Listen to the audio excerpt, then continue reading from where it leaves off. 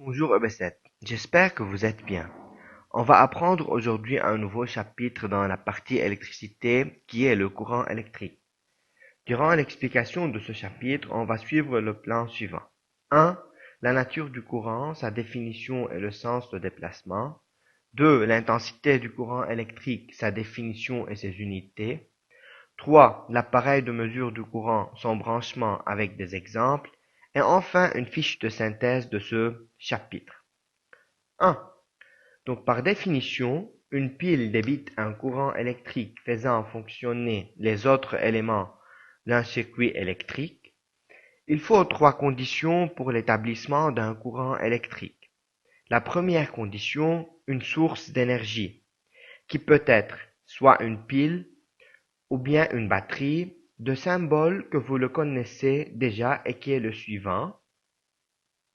La deuxième condition, c'est les matériaux conducteurs qui peuvent être des jeux de barres métalliques ou bien un fil de connexion. La troisième condition, c'est un circuit fermé. Car dans un circuit ouvert, il n'y a pas passage du courant électrique et la lampe reste éteinte. Par contre, dans un circuit fermé, il y a circulation d'un courant électrique et la lampe s'allume. Quel est le sens de déplacement du courant électrique? Pour répondre à cette question, on va réaliser les deux expériences suivantes. Dans l'expérience 1, on connecte les bornes du moteur au pôle d'une pile. Il y a passage du courant électrique dans le moteur et il tourne dans le sens des aiguilles du montre. Par contre, dans l'expérience numéro 2, on inverse les connexions des bornes du moteur avec les pôles de la pile. Il y a passage du courant électrique dans le moteur et il tourne dans le sens opposé des aiguilles du montre. Alors, en permutant les connexions des bornes du moteur avec les pôles de la pile, le courant électrique débité par la pile change de sens dans le circuit et le moteur tourne en sens opposé. Donc, par convention, le sens du courant est du pôle positif vers le pôle négatif du générateur.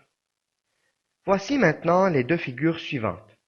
Dans la figure 1, le courant électrique représenté par la flèche en rouge circule du pôle positif vers le pôle négatif du générateur. De même, dans la figure 2, lorsqu'on inverse les connexions des bornes de la pile, le courant électrique circule toujours dans le même sens, qui est du pôle positif vers le pôle négatif du générateur. Voici cette vidéo qui vous facilite le sens de déplacement du courant électrique.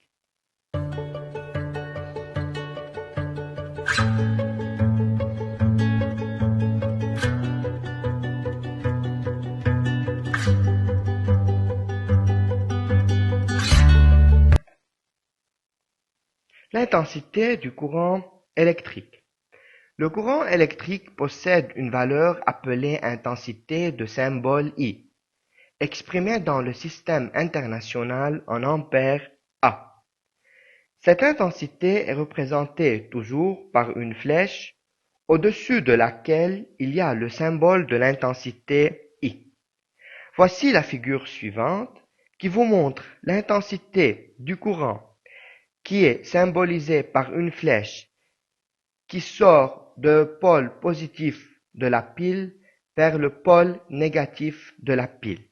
Et toujours, l'intensité est symbolisée par I au-dessus de la flèche. L'intensité du courant électrique est exprimée dans le système international en ampères. Mais il y a d'autres unités pour l'intensité. Il y a le milliampère et le microampère. Pour passer de l'ampère au milliampère, je multiplie par 1000.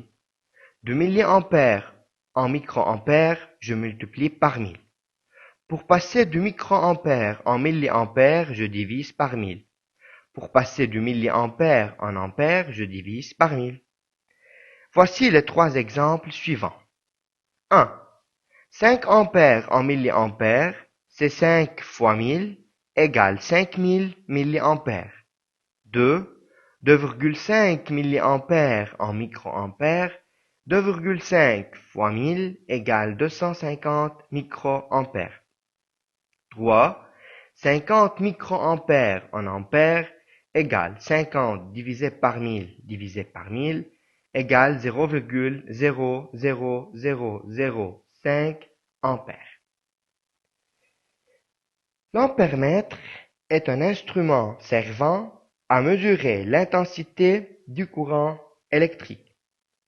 On peut trouver plusieurs modèles d'ampèremètre. Il y a le multimètre analogique, il y a le multimètre digital où l'intensité du courant électrique est affichée sur un écran, le multimètre de table et la pince ampère-métrique. Comment procéder pour mesurer l'intensité du courant électrique? Donc, un ampèremètre possède deux bornes, la borne A et la borne C. Son symbole électrique est le suivant. Donc A entouré par les deux bornes A et C. L'ampèremètre est toujours branché en série dans le circuit électrique. En série, ça veut dire à côté des éléments du circuit. Maintenant, on réalise les deux expériences suivantes. Dans l'expérience 1, on a branché un ampèremètre en série dans un circuit électrique. Et on a relié la borne COM de l'ampèremètre au pôle négatif du générateur et la borne A de l'ampèremètre au pôle positif du générateur. L'intensité affichée est positive, I est égal plus 3 ampères. Par contre, dans la figure 2, on a relié la borne COM de l'ampèremètre au pôle positif du générateur et la borne A de l'ampèremètre au pôle négatif du générateur. L'intensité affichée est négative, I est égal moins 3 ampères.